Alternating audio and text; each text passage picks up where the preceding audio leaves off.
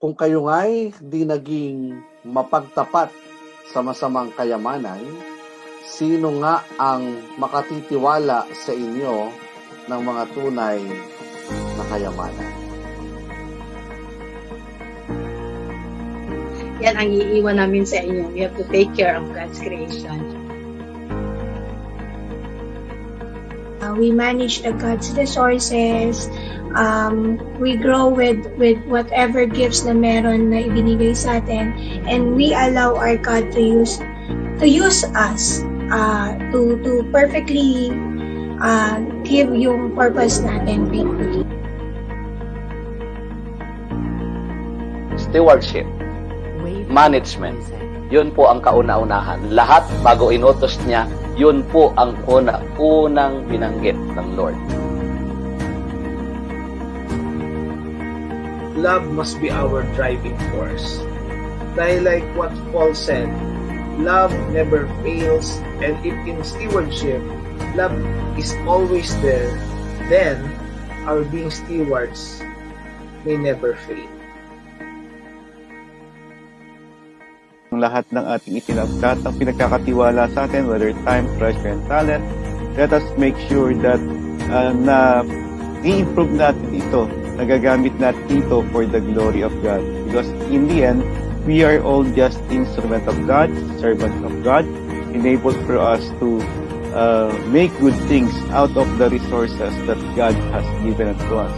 We believe na nangyayari ito because God is in the center of each and every one of us dito sa PLC.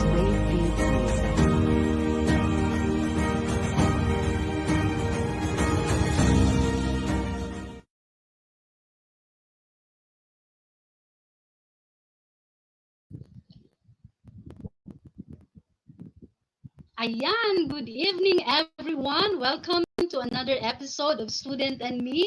So wala po akong partner ngayon. So we have to pray for the repose of the soul of a family member of Coach Sheila Diaz. No? So I am alone tonight, and welcome to another episode, Guro, Paano Ka Ginawa. And tonight we have a very promising young professor. No? A professor with a generous heart po. So again, would you like to please continue if you would like to comment? No, may mga suggestions or may mga comment kayo sa among sharing tonight. So please just do it in our comment box, and I would like to invite each one to like and share our episode this evening.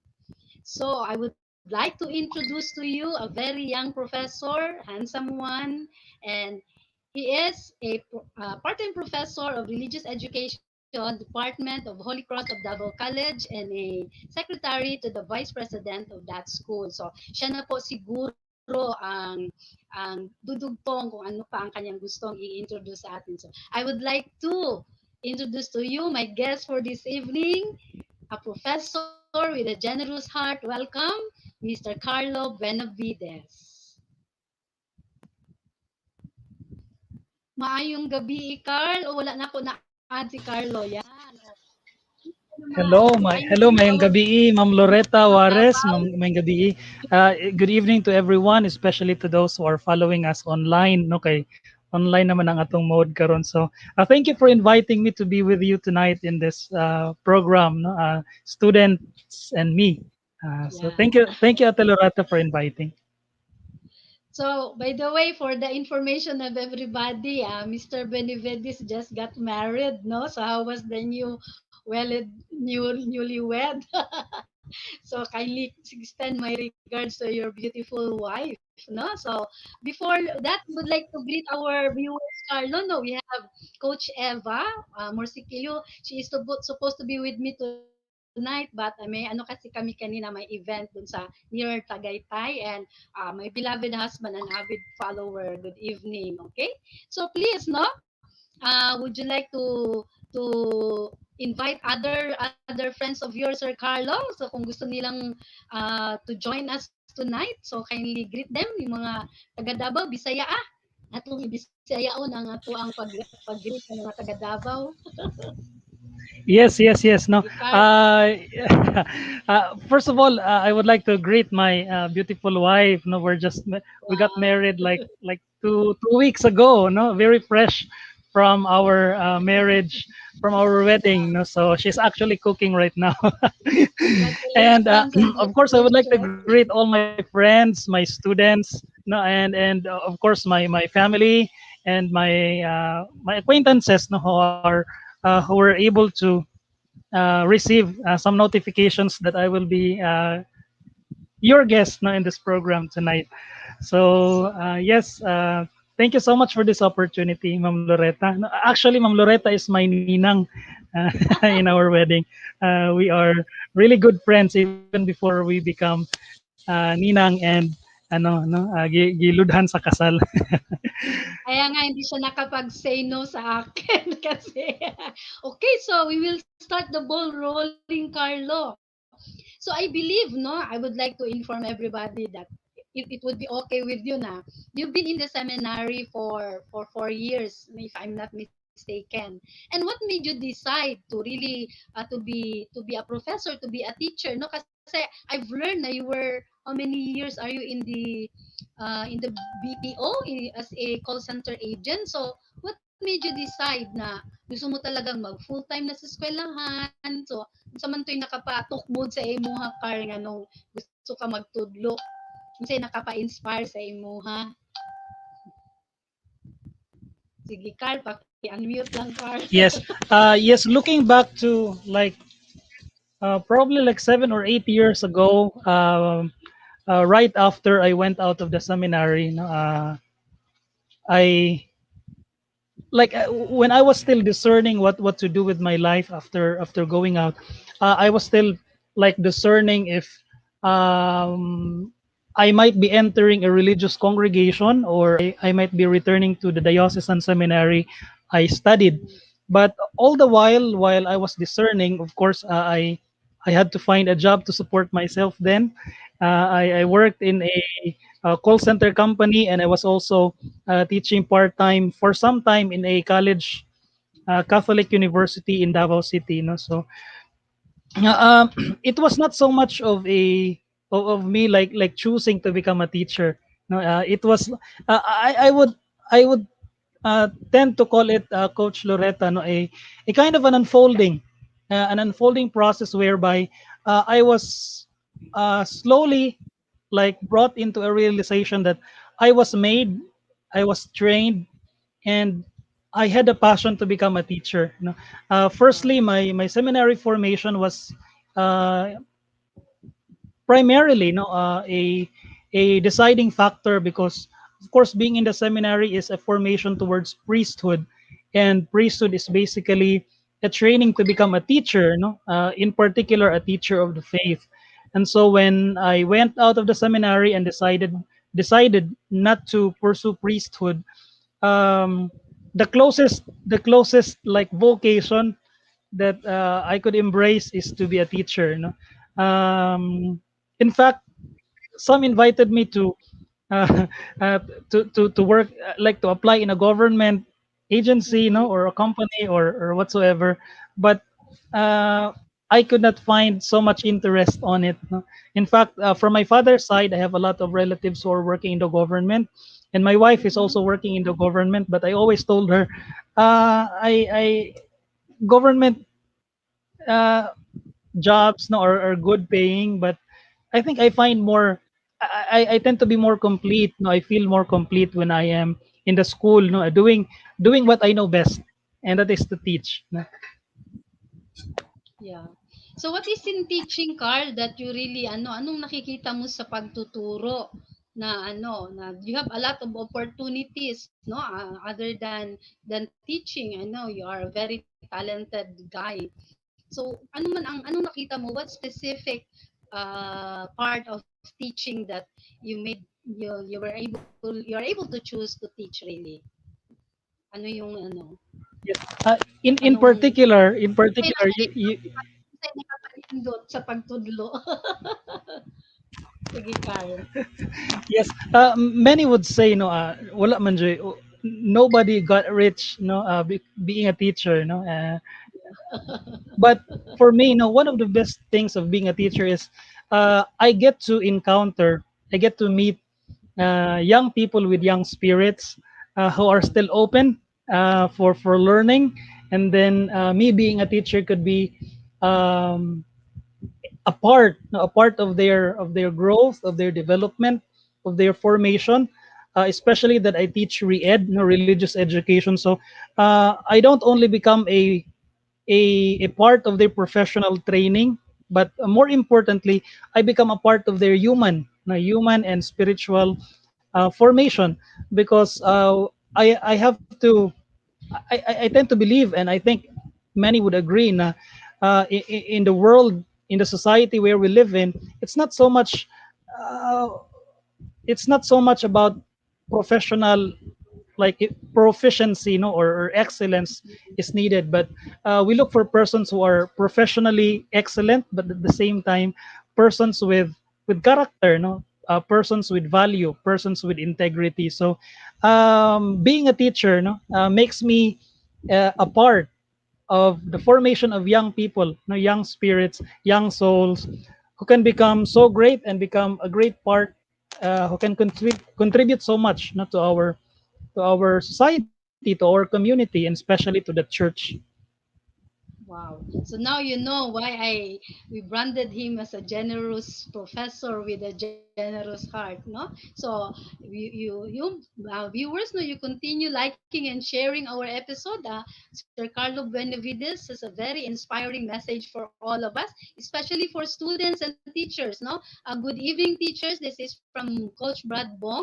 No, he is one of our VP for vice president, no, sa aming incorporation, Sir Carlo. So I believe that you experience also the face to face kind of learning, and now we are online. So what are the challenges or difficulties have you encountered this time, no? Ano yung mga challenges na tawag nito na encounter mo, Sir Carlo, no? Comparing to the face-to-face kind of learning. Now it is a virtual. We do have our video conferences once a week. So how was it? Or how is it? Yes, of course, looking back at our experience with the face-to-face classes, of course, it was more personal. It was more of an encounter, no, a personal encounter with the teacher and the students, and among the students themselves. No, and we get to know them personally. We get to hear their voices. No, we get to see their faces, and and a whole lot more, you know, when we are in the classroom setting. But of course, because of this pandemic, you know, we are in a way forced, but at the same time we are brought into this kind of reality, no, that we need to adapt. First, the first challenge, Coach Loretta, was how to how to adjust, because firstly I didn't have the the state or the good equipments, no, let's say the necessary equipments that would allow me to be an effective like teacher or an effective employee, no, because way back then I didn't have my personal laptop, no. We just use our office equipments, no. But when we work from home, of course I cannot use the office materials as much as I want, no, or as often as I want. So that's the first thing. Secondly, uh, hindi ako masyadong techy, no? So hindi masyadong magaling in operating like devices, no? And of course navigating through the online platforms and using online applications, to be an effective employee and especially to be an effective teacher. And thirdly, the challenge is yung the reliability of our connectivity. I think not only me but all of us experienced how terrible it was a few months ago, and even now sometimes, no, our internet connectivity. So it's really hard, especially when you are trying to squeeze things to meet the deadline, no, yon. And fourthly, to still find meaning, uh, even in the boredom of working from home, to still find meaning in what I do, being a teacher, no? So minsan mahirap kasi, yun eh, no, you are stuck in your home. I'm stuck at home, and then I don't see anybody, only the screen. So yun, trying to find meaning in what I do. So those are the four challenges basically, that confronted me with the radical shift to online teaching. Mhm. Yan nga talaga, no? So, even myself, no, it's very hard kasi mas matanda nga ako sa iyo kaya hindi din ako tech eh. Unlike our previous guest last Tuesday na a very techy professor talaga yun. In-invite ko sana pero busy daw.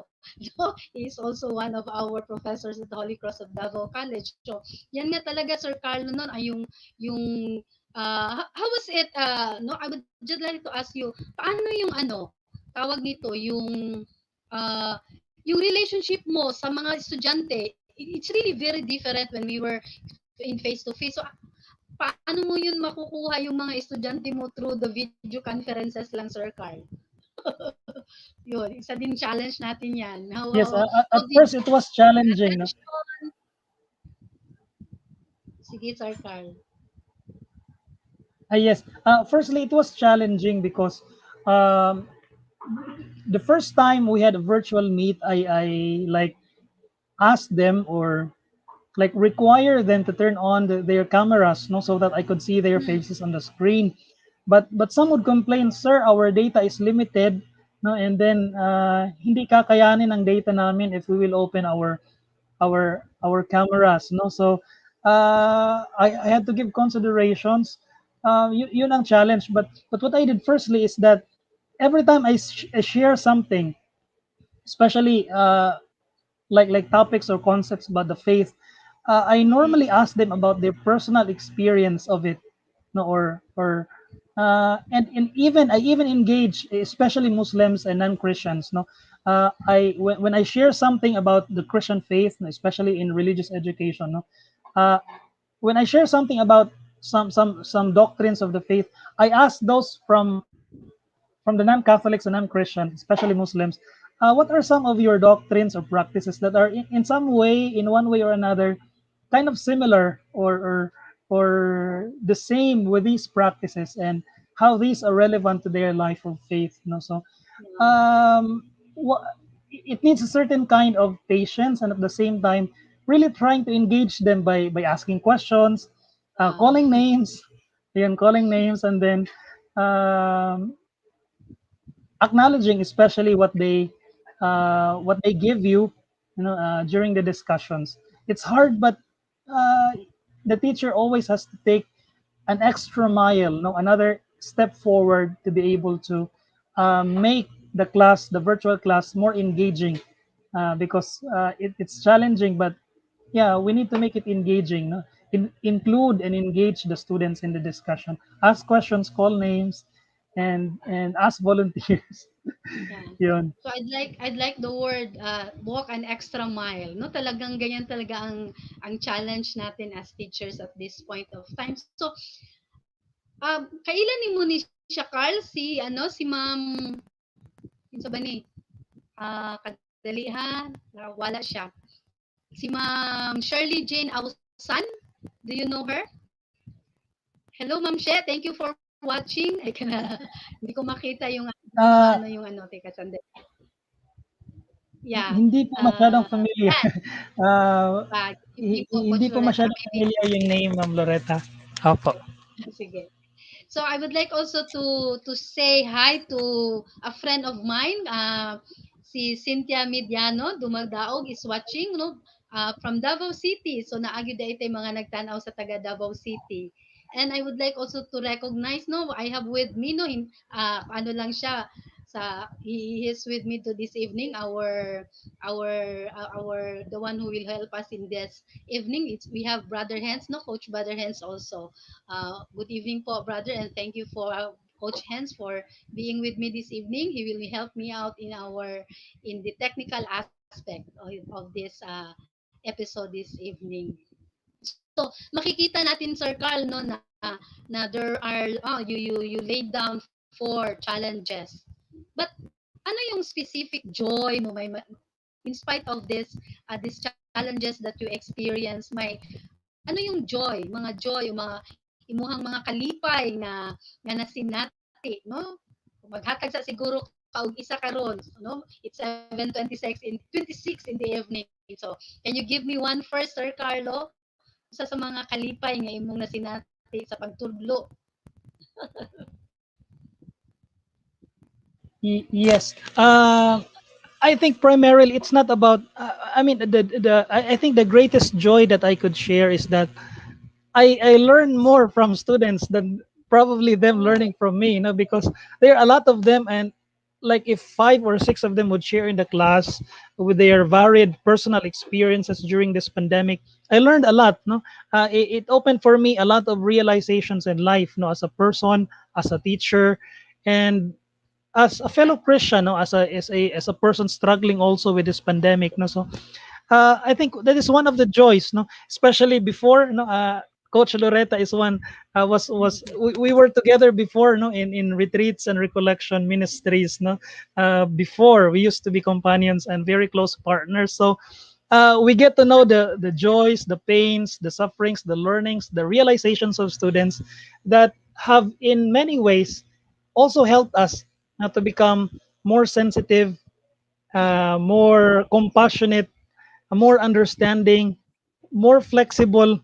Hindi lang na we want what we get what we want as teachers, but we also become better persons because of the input that our students give. No? So it's a two-way. The joy, no? If I would have to summarize it in a few words, it's the two-way learning process, no? Of students and teachers. Students learning from the teacher, and the teacher most especially learns from the students, no, in the class. So that is your first joy, that the two-way learning process. So it's 7:28 in the evening. So we would like to thank first our sponsors or our brand partners this evening, no?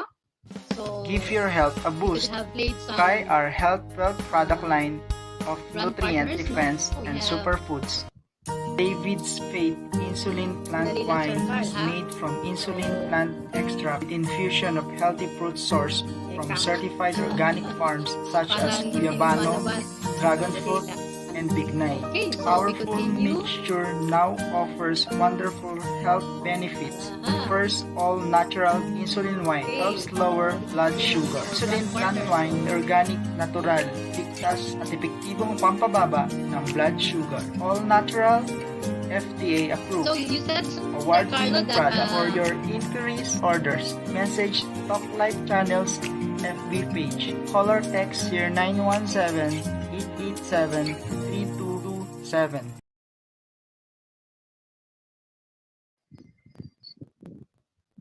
okay, that is insulin wine, no? Okay, so we would like to recognize also the presence of Coach Daisy um, from Indonesia po ba kayo, Coach Daisy? No? So nakalimutan ko na, Coach, pasensya. And we have also one here, a very, okay, so the wife of one of our coaches. Good evening, everyone watching here from Catalunan Pequeño, Raymond Milay Picajas. So thank you very much, Davao City. So we have also one from, sino ba ito? ito. Hindi ko makikita. Ayan. We have, sandali. Yan. We have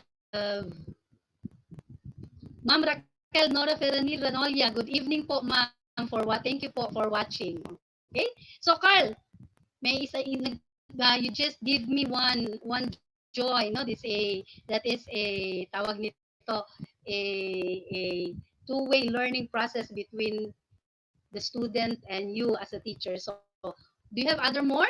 The joy that you experience as a teacher? Yes. I'd like to share a personal experience. No, like I think it was like probably 2 months ago when I was walking around the school premises, especially in the students' lounge area. No, and then Mm-hmm. uh, a female student no approached me. He called me, "Hi, Sir Carl." And siya, "Hi, Sir Carlo." So I was taken aback because I could not recognize her face. No, she was a small, skinny woman. No, and she know me by name. So I was like kind of intrigued. How do you know my name? She said, "I'm one of your students in religious education." So she introduced her name, and Wow. then uh, we exchanged pleasantries. No, we exchanged pleasantries, and it became a kind of like an encounter that was so meaningful, no, because uh, the virtual classes provided very less opportunity of personal encounter. So when we met in school, Yeah. it was like a gem, no, it was like a treasure, no. uh murag yung term natin na feeling close talaga the first time we met, no. And then it became like the first instance that we became, she invited me on Facebook as a friend, and then we became friends. And then it became a like a a friendship, no, that developed in a very short while.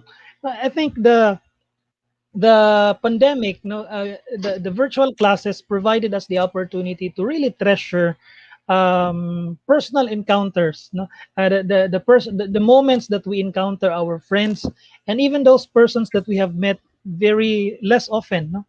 uh, Wow.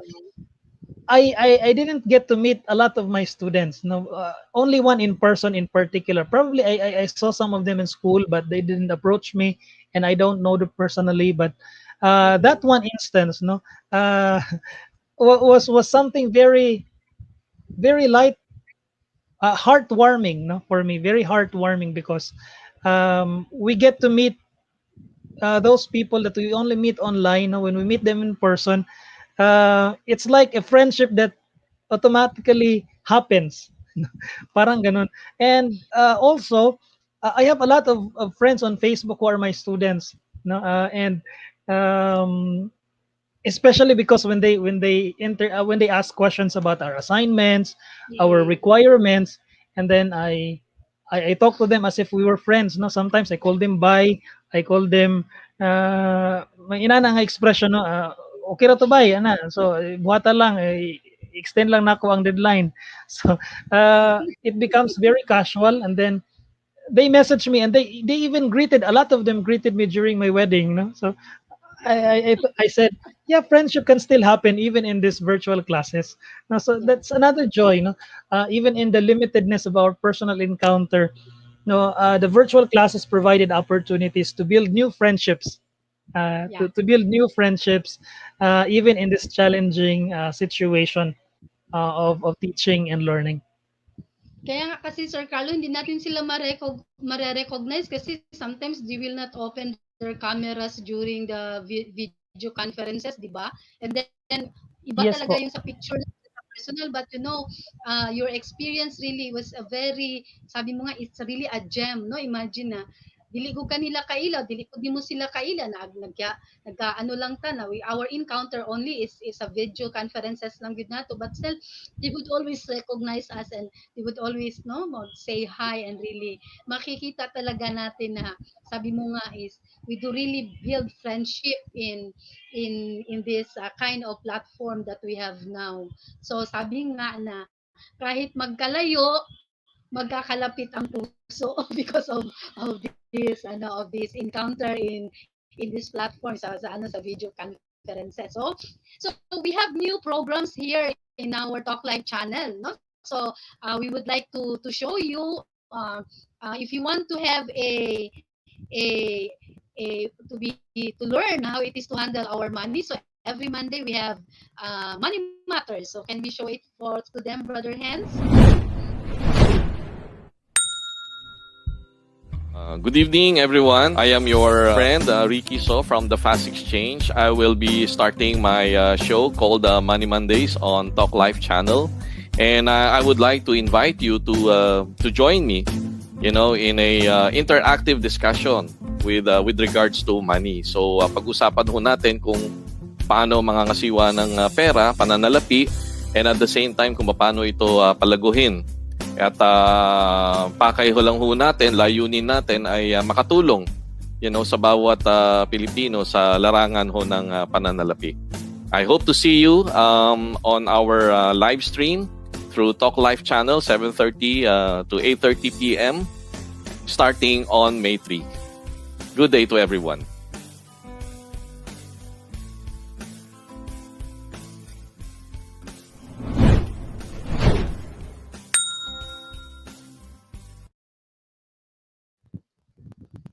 Okay, alam po sa mga taga Mindanao, for those of you who are from Mindanao or even Luzon, Visayas, no, we do have another new program here in Talk Live channel that is Mindanao Road Trip, no? So I'm Art Moncato, a Mindanao traveler.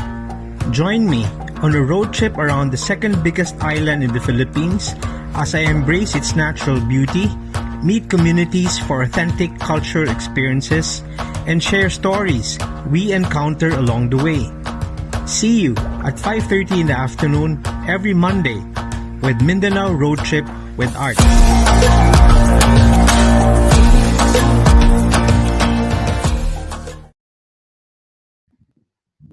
Yan, we explore Camiguin for 2 Mondays already. Have you gone to Camiguin, Sir Carlo? So yeah, that is 5:30 to 6:30 in the evening, no? So kami namong gibiyahe sa duhan no ka Lunes, no? So very exciting. And Uban ko we sunod, would like uban. also to Uban ka sunod. So you watch that 5:30. So if for those of you who are inviting supporters no of this program, Student and Me, so may ano po kayo, so may you can have a discount for our merchandise. So we will just show it if our posters are ready. So you could only just pay for our supporters donation. You could only just have start with 100 pesos, no? So that you can have a discount in our merchandise. May mga merchandise po kami, mga token po for so if you want to support this program, Student and Me, so you are welcome to support us. Okay, so Sir Carlo, so kato gem paghuman encounter napabatay laing joy nga na-encounter na experience gawas ato beside the two that you have shared. There still more? Yes, I think another joy. No, I don't know if you would consider this, no, but I would say the paano ba siya i-express? No, yun bang lalaki ang puso mo dahil sa challenges ng online classes, no? Uh, I had one student like 2 weeks ago. He messaged me. He lived in Bansalan, according to him, and he said he always submits his assignments late because he's working in a rice mill during the day, and then during the Mhm. evening he would try to, of course, comply with all his requirements. But of course, because of the challenges of connectivity and the challenge of not having a good device, no, for the classes, he always submits late. Walang assignment, walang quiz, walang exam na hindi late. Ganon. So for me, hindi lang siya, but a lot of them, no, probably more than almost half of them submits late. And sometimes I message them personally, I send email, uh, and they would explain, no? And I would tend to believe that all of them are genuine, no, and legitimate, legit, and valid reasons. So for my part, yun bang you have to extend, you have to to make your heart even bigger than it used to be, so that you could accept, no, you could accept, and you could you could extend a little more help to them, because as much as we want them to submit on time, to do their assignments, to prioritize their requirements and everything, it doesn't happen according to how we want them to be, no. So yun bang, uh, my patience as a teacher, my flexibility as a teacher, my heart as a teacher, my understanding as a teacher would increase, because in the first place, if their performance is not perfect, I as a teacher is not also perfect, no? The way I deliver the quality of my teaching is not also perfect. So if if they fail in some, not fail, but if they have shortcomings in some aspects of their performance as a student, I think it is understandable, because I, on my part as a teacher, is also not perfect. No, I also have shortcomings in the way I deliver quality education for them. So the challenges or the reality of online teaching provides me the opportunity to make my heart even bigger. No, not only as a teacher, but as a person and a friend. No, and a friend to these students who will become good Christians, I believe, and and good believers, not only Christians but good Muslims, no, or who are joining us in our religious education classes. So that's another joy, because for me, I don't only teach the faith, but I also instill values. No, so values are primarily caught, and they might probably catch it because of the way I treat them, not only the way I teach them. No, so what is important is I teach them well, but I treat them even better. Wow. Yun po, So coach. talaga, no? So that's why you did it. Yeah, my brand to you really is it is right, no? That you have really that generous heart. No, kaya nga talaga, this is now a very challenging aspect in our teaching profession at this point of time. Na talagang sabi mo nga kanina, we have really to walk an extra mile. So very beautiful, no, Carlo, na Sir Carlo, that you said na parang hindi parang, so na ang pagiging open heart na mas na tawag dito na you more understanding, maybe more, hindi talaga may more patient in dealing with our students, ayan din ang isang joy na na-experience mo. So it's 7:42, ang bilis talaga ng oras, imagine. It's 7:42 in the evening. So we do have another brand partners in our channel, Talk Live channel. So Coach Hans po. So we do have.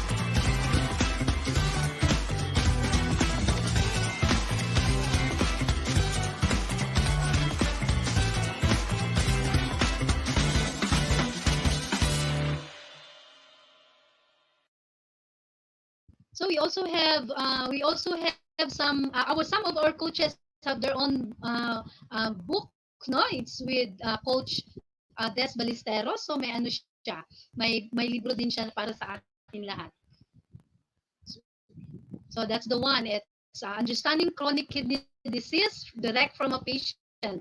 That is from Maria Desiree Cruz Ballesteros. So okay, the joy of giving and supporting, please. And we have another one, no? Yeah, going home to the Father. No, the most reverend Renato Mayuga Didi. Okay, so that's 250 pesos and 450 pesos, no? These are the books na available po sa ating Talk Live channel. So we do have also a coach, no? Kung gusto ninyong tawag nito, you want to have sa mga research, kung gusto niyo magpapatulong, so we have Coach Dinah. Okay, so Coach Hens, could we show the ano of Coach Dinah? Yeah, Writer's Craft, Publishing Services. So you contact Dinah M. Verzosa, 0921-756-5168. So services offered, thesis and dissertation writing, assistance, writing assistance, language editing, technical writing, and creative writing. So these are the coaches of Talk Live channel. Okay, so yan po. And then please, no, continue sharing and liking our episode this evening. If you have some thoughts and if you have some question for Sir Carlo, you can always type it in our comment box down. So kung gusto ninyong maitatanong kayo kay Sir Carlo personally, or you have some questions, so mga teachers na nandito si Coach Daisy, so sino pa bang may mga teachers nandito? Coach Adams Chuniga is watching, no? So thank you very much, Coach. She is also one of the coaches and a teacher also.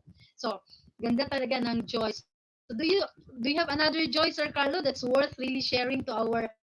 viewers tonight? May ano pa ba? May idadagdag pa ikaw? So nagsagol-sagol ako ng Bisaya, Carl. So do you have still Uh, in I your think heart I would uh, I think I would contain my joys in those three. No?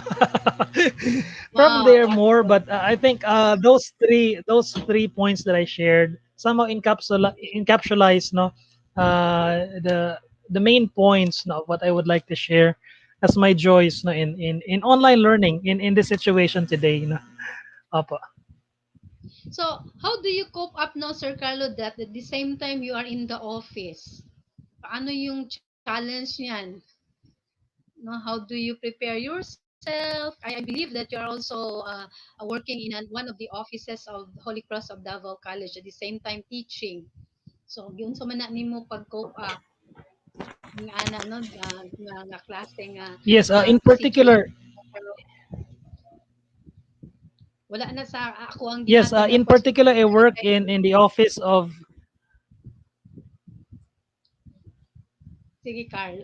Okay. Yes, in particular, Coach Loretta, no, I work in the office of for of the head for academic affairs. No, so basically in a school, no, the central office is the academic affairs office. No, and then it used to have like four staff, no, four personnel assisting the head for academic affairs and a number of student scholars. But now I'm the only one.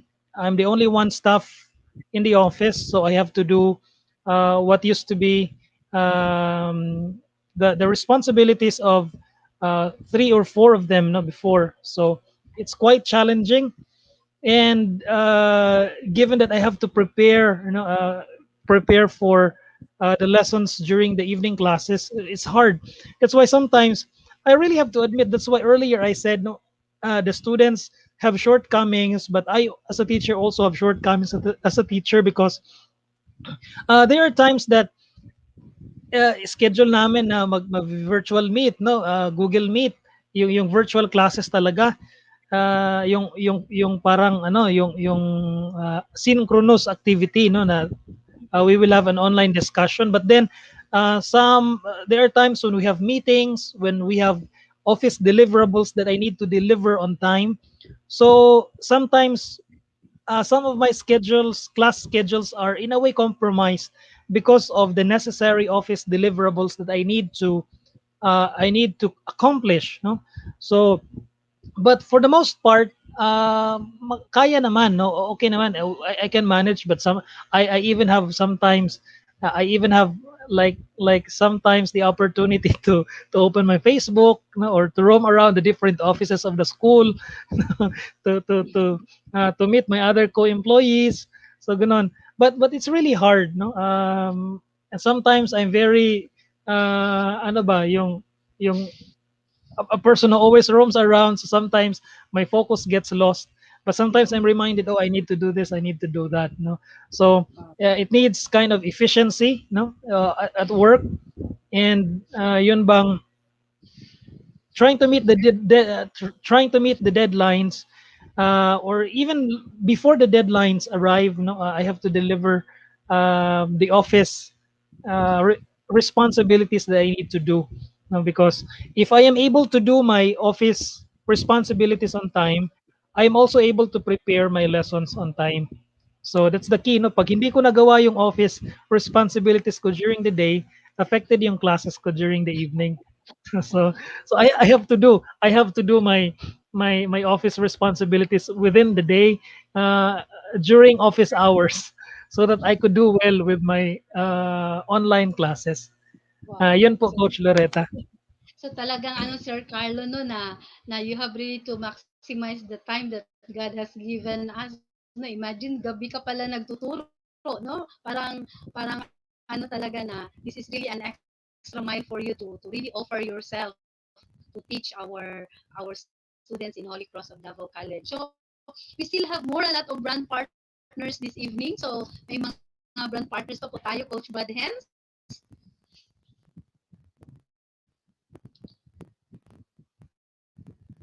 Okay.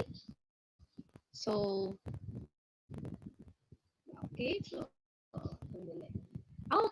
Okay, natapos na pala ang ating mga brand partners. Okay, thank you very much. So, it's 7:49 in the evening, Sir Carlo. So, we still have, ang bilis talaga ng panahon, no? It's 7:50. So, please know your words of inspiration to, especially for those young teachers. Kasi this is your third year or fourth year in the school. Pang-apat na taon mo na ba ito I sa started eskwelahan, Carlo? I started in Holy Cross way back 2016. So I'll be turning 5 years na this November. Um, This so this November, opo. November. So, what is then your words of inspiration for those like you, no, very new in the academy, very new in the teaching profession. So, ano yung words of inspiration na maibibigay mo po sa kanila, Sir Carlo? Yes, I think I would summarize it in 2 points. Firstly, uh, given that students today have a lot of platforms and venues for information, no, we as teachers, especially we as teachers, no, because we are looked upon by students as models, no, so we should not only be persons of academic and professional excellence, but we should also be persons of character, no, and persons of virtues. No, number one, and the second words of encouragement or piece of advice or words of wisdom, I don't know if we can call it words of wisdom, that I would like to share is that uh, as a teacher, no, we should be what we want our students to become, or we should be uh yes, no, we should be what we want our students to become. And when they become what we become, they could aspire to become even better than us, no. We should inspire our students to become what we are and more, no. They should excel us, no, they should be greater than us. It's the only way to improve our it's the only way to improve and become even better, no, as a society, and in particular me as a teacher of religious education, no, to improve the church in a way, no, to improve our community. So that's it, no. We become uh, yung first na sinabi ko, no, na we should be persons of character, no, and virtues, and let us be what we want our students, our young professionals, to become in the future. Wow. No, so it's very challenging. Thank you very much, Sir Carlo, na talagang uh, as a teacher, sabi nga talaga namang mas mahihigitan pa tayo sa ating mga estudyante. And I experienced that already, no? Kasi may mga estudyante na ako at this point of time na head of the offices, may mga estudyante na ako na nagiging principal na in a public school. So, and that is a very heartwarming experience for us as teacher, and that is also our challenge, no, na we really transfer our character to them, or even mas magiging mas mabuti pa nga sila sa atin, no, in matters of skill or whatever. So talagang ganyan ang ating challenge as teachers, no. So we only, especially the values that they learn from us. And I know this is not easy. This is easier than said, but I believe that all of us teachers, especially for those teachers who are watching now, na we can always do that with God's help also. Na talagang matutulungan tayo if you only ask God to help us in this profession of ours. Now, this is really what we call a helping profession, no? Especially at this point of time of this new way of learning, na hindi talaga ito basta-basta. This is really a great challenge for all of us. Okay, so before we will end, we would like to thank our brand partners, no? We still have two more to thank them, okay? So we have this for women, no, Vagine. It's a patented product that can help balance the microbes. We promote, if I read it correctly, and then yes to natural, be blissful woman, pamper yourself. So you buy this one for your beloved wife, Sir Carlo. This is a very good help for all. No, you contact Annabel Bautista 0917-887-9227. So this is Vagine, no? It's for refreshing refreshing, intimate gel for women. Okay, so we have wildlife insurance. This is from Coach Zende Magistrado, licensed financial advisor and assistant unit manager. So for those of you who would like, if something happens, it's your life insurance. If nothing happens, it's life saving, and is your family sufficiently covered. So you just contact Coach Zende Magistrado. So that is what insurance, no, from interested in insurance plans, okay, and want to be a financial advisor. Okay, so we have still have 5 minutes, Sir Carlo, if you want to say hi again to your wanna become famous by followers and viewers. Okay, so we do have, what is this, no? So we do have this one. Okay, okay, by followers and viewers. So you just click this link, and if you want to be famous, thank you very much. Okay, so Sir Carl, if you want to say something for your students, so if there are students who are watching, maybe you can still have a message for them, because we can replay this episode for this evening. We can Yes. send this episode to them, to your students. Yes, A of note course, for your first of all, I students. would like to thank you, Coach Loretta, no, for the invitation. It's been such an honor and a joy. Secondly, thank you for all my students, no, from the past up until the present, and looking forward to the future, no, because they, you being my student also fully realizes my being a teacher. No? And at the same time, no, I teach my students, but I learn more from you. No, my students, especially in religious education, have a lot of things to share, a lot of things in the things related to the faith that they can share to me. So thank you for also increasing my faith as a teacher.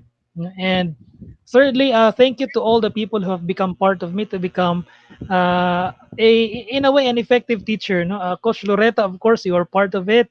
My Thank seminary you. formators, my family, my friends, my lovely wife, and Wow. of course, to cap it all, of course, God's grace is in all these things, no, and all these people around me.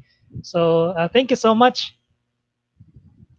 So thank you very much, Sir Carlo, for saying yes also to my invitation. And before really we will end, we have people from Davao City who are watching us. No, we have a friend of mine, Richard, is watching, and one of our co-employees before, Sir Carlo, si Ma'am Gina Estela Macoy Alunar Balbuena is watching us too. Yes, hi Ma'am Gina, good evening po. We talked earlier this afternoon in their office. No, I visited there for a while, so I got the chance to talk to them for a few minutes. No. Hi Ma'am Gina, Okay. good evening po. So Hi to thank your you very much. family. So thank you really very much for watching tonight, no? Kasi you can always continue sharing and liking our episode this evening. So we learn a lot from Sir Carlo, even in a short time, no? It's 7:58. So makikita natin na he is really a professor with a generous heart. No, I am not mistaken to that name that I gave him, because as he shared his experiences, his challenges, and his joys in teaching, makikita mo talaga na he is a man with a generous heart. So I would like to thank you, Sir Carlo, for saying yes again to my invitation. And of course, thank you, coaches who are listening and watching us tonight, and those students who are with us. So I hope that you will continue to be with us, student and me, every Tuesday at 7 to 8 in the evening. No, makikita ninyo na you will learn many things from this program. No, buhay ng mga guro at estudyante sa loob at labas ng akademya. Again, this is Coach Loretta Juarez of Davao City, and would like to say good evening and thank you very much for watching our episode tonight. And see you again next Tuesday. Magandang gabi po sa lahat, and thank you very much, Sir Carlo Benavides, for gracing our program tonight.